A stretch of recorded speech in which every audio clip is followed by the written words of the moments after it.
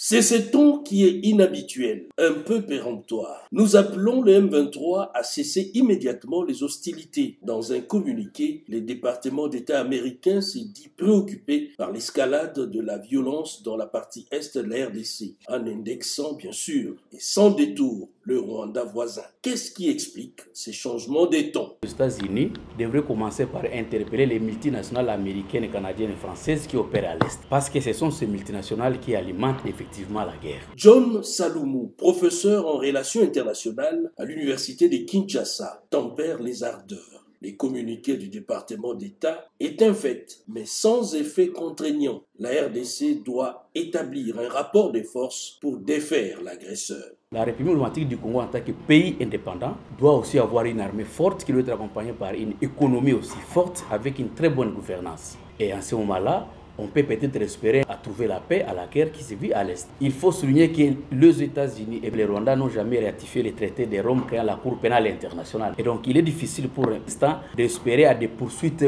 pénales. Peut-être à condition que le procureur puisse agir par son pouvoir qu'on appelle proprio motu, c'est-à-dire lui-même en tant que procureur.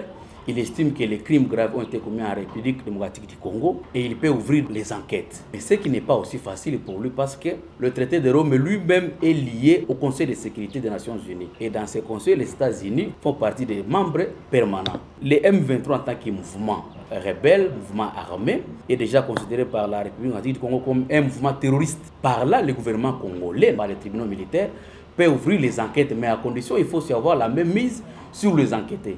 Il faut seulement être puissant. En diplomatie, du moins en relations internationales, il s'agit ici d'un changement d'approche. L'imposteur rwandais serait-il en train de perdre du terrain à l'international, y compris ses soutiens d'hier?